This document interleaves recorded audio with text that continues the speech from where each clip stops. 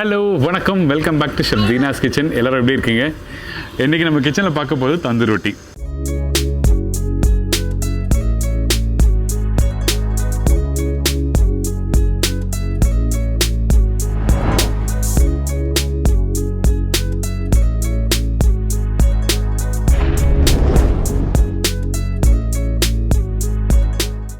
நம்ம channel already ரொட்டி பார்த்துருப்பீங்க, சப்பாத்தி பார்த்துருப்பீங்க, புல்கா எப்படி பண்ணுறது பார்த்துருப்போம். ஆனால் அந்த தந்தூர் ரொட்டி தந்தூர் இல்லாமல் எப்படா பண்ணுறது அப்படின்னு நினைக்கிறீங்களா? ரொம்ப ஈஸி தான்.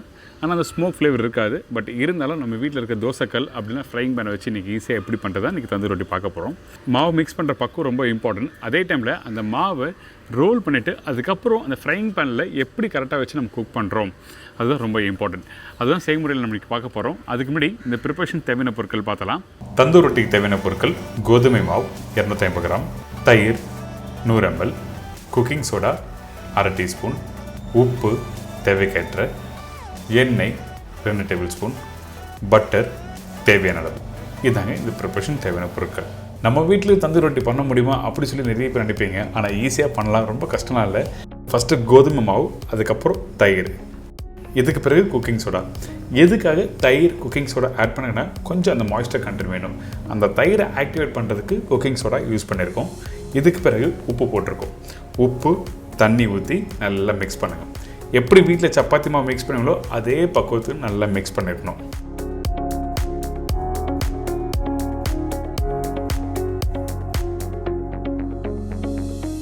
இப்போது இந்த டோ வந்து ஆல்மோஸ்ட் ரெடி ஆகிடுச்சு.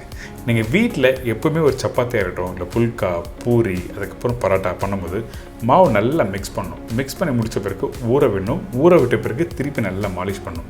அப்படி பண்ணால் தான் உங்களுக்கு வந்து நல்லா சாஃப்டாக நீங்கள் எதிர்பார்க்குற மாதிரி சப்பாத்தியோ இல்லை பரோட்டாவோ நல்லா வரும். அதனால தான் நான் எப்போவுமே சப்பாத்தியோ பரோட்டா பண்ணும்போது உங்களுக்கு தெளிவாக நல்லா மாலிஷ் பண்ண சொல்கிறேன். இப்போ ஒரு பவுலில் ரெடி பண்ணி வச்ச டோவை உள்ளே வச்சு க்ளோஸ் பண்ணுறோம். எதுக்காக இப்படி க்ளோஸ் பண்ணால் அந்த ரெடி பண்ணி வச்சுருக்க மாவு ட்ரை ஆகக்கூடாது. நீங்கள் மூடி இல்லைன்னா கொஞ்சம் லைட்டாக ஈர துணியை எடுத்து மேலே போட்டு க்ளோஸ் பண்ணி வைங்க. ஒரு 1 hour கழித்து நீங்கள் எடுத்தீங்கன்னா அந்த டோ நல்லா சாஃப்டாக ரெடியாக இருக்கும். இப்போ ரெடி ஆகிடுச்சு பார்த்தீங்களா? திருப்பி நல்லா மாலிஷ் பண்ணுங்கள்.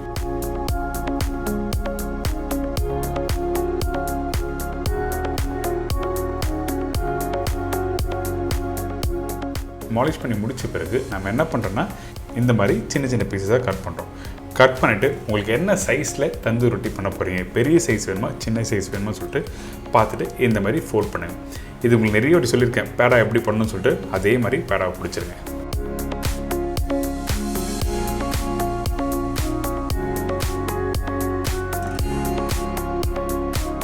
இதுக்கு பிறகு உள்ளங்கையில் வச்சுட்டு நல்லா ரொட்டேட் பண்ணுங்கள்.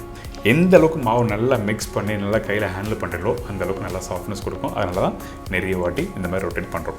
இதுக்கு பிறகு நம்ம வீட்டில் இருக்க சப்பாத்தி கட்டை இருக்குல்ல, அந்த சப்பாத்தி கட்டையில் வச்சு நீங்கள் ரோல் பண்ண போகிறீங்க. ரோல் பண்ணுறதுக்கு முன்னாடி என்ன பண்ணுங்கன்னா ஒரு சைடில் ஆயில் அப்ளை பண்ணணும், இன்னொரு சைடில் அந்த கோதுமை மாவை லைட்டாக டஸ்ட் பண்ணணும். எதுக்காக இந்த மாதிரி பண்ணுற கேட்டிங்கன்னா ஆயில் எந்த சைடில் அப்ளை பண்ணுறோமோ அந்த பகுதி வந்து டேரெக்டாக தந்தூரில் ஒட்டுவாங்க. மாவு இருக்க சைடு மேல் பகுதியாக இருக்கணும். இப்போ அதே மாதிரி தான் குக் பண்ண போகிறோம். ஆனால் தந்தூரில் இல்லை, நம்ம வீட்டில் இருக்க ஃப்ரைங் பேனில் எப்படி குக் பண்ணுறது பார்க்க போகிறோம்.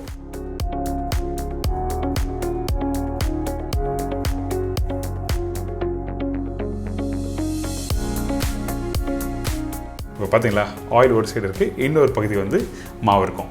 இப்போ ஆயில் பகுதி இருக்குது பார்த்தீங்களா, அந்த ஆயில் பகுதி மேலே கொஞ்சம் தண்ணி எடுத்துக்கங்க. தண்ணி எடுத்து மேலோட்டமாக அப்ளை பண்ணணும். எதுக்காக தண்ணி யூஸ் பண்ணுறேன்னா அந்த ஃப்ரைங் பேனில் கரெக்டாக ஒட்டணும். அப்போ தான் உங்களுக்கு திருப்பி குக் பண்ணும்போது கரெக்டாக வெந்து வரும். நீங்கள் ஃப்ரைங் பேன் நல்லா சூடாகணும். சூடு இல்லாத ஃப்ரைங் பேனை யூஸ் பண்ணால் கண்டிப்பாக ஒட்டாது. அதனால திருப்பி சொல்கிறேன். இப்போ கொஞ்சம் லைட்டாக வெந்து வர டைமில் திருப்பி நீங்கள் அப்படியே உல்ட்டாவாக காட்டணும். உல்ட்டாவாக காட்டும் போது மேல் பகுதி எல்லாம் வெந்து வரும். உங்களுக்கு கலர் லைட்டாக அந்த ப்ரௌன் கலர் வரும். அதுக்கு பிறகு பட்டர் அப்ளை பண்ணிட்டு எடுத்திங்கன்னா ஒரு அருமையான தந்தூர் பட்டர் ரொட்டி ரெடி. நீங்கள் இதில் பட்டர் வேண்டாம் நினச்சிங்கன்னா பட்டர் போடாமல் யூஸ் பண்ணலாம். இதில் கொஞ்சம் கொத்தமல்லி போடலாம், கொத்தமல்லி போடலாம். சில பேர் கார்லிக் போடுவாங்க ஃப்ளேவருக்காக.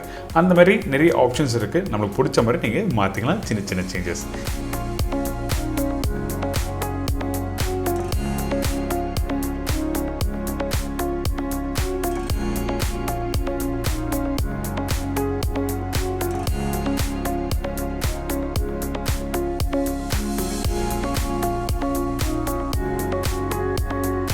பார்த்தீங்களா, இப்போ தந்தூர் ரொட்டி எப்படி பண்ணுறது தெரியும்.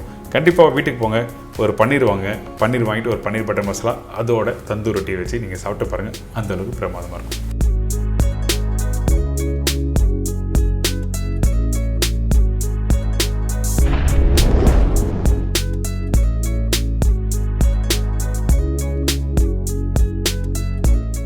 இப்போ எல்லோரும் தெரிஞ்சிருக்கோம் எப்படி நம்ம வீட்டில் இருக்க ஃப்ரைங் பேனை வச்சு எப்படி ஈஸியாக பண்ணுறது. ஃப்ரைங் பேன் அப்படி இல்லைன்னா நீங்கள் தோசைக்கல் வச்சு பண்ணலாம். என்ன தோசைக்கல் வச்சு நீங்கள் பண்ணும்போது கொஞ்சம் வெயிட்டாக இருக்கும், அப்படியே திருப்பி வச்சு குக் பண்ணும்போது ஹேண்டில் பண்ணுறதுக்கு ஈஸியாக இருந்தால் உங்களுக்கு ஒன்றும் பிரச்சனை இல்லை. அப்படிலாம் ஃப்ரைங் பேனை யூஸ் பண்ணலாம். இன்றைக்கி ஒரு அருமையான ஸ்டைலில் தந்தூர் ரொட்டி எப்படி பண்ணுறது சொல்லி கொடுத்துருக்கேன். கண்டிப்பாக ட்ரை பண்ணி பாருங்கள். மறக்காமல் என்னோடய இன்ஸ்டாகிராம்லையும் ஃபேஸ்புக்கையும் ஃபாலோ பண்ணுங்கள். உங்களுக்கு என்ன டவுட்ஸ்னால் கண்டிப்பாக கேட்கலாம், நான் அதே மாதிரி க்ளியர் பண்ணுறேன். இதே மாதிரி நாளைக்கு இன்னொரு அருமையான டிஷ்ஷை சந்திக்கிறேன். நன்றி, வணக்கம், see you, bye, take care.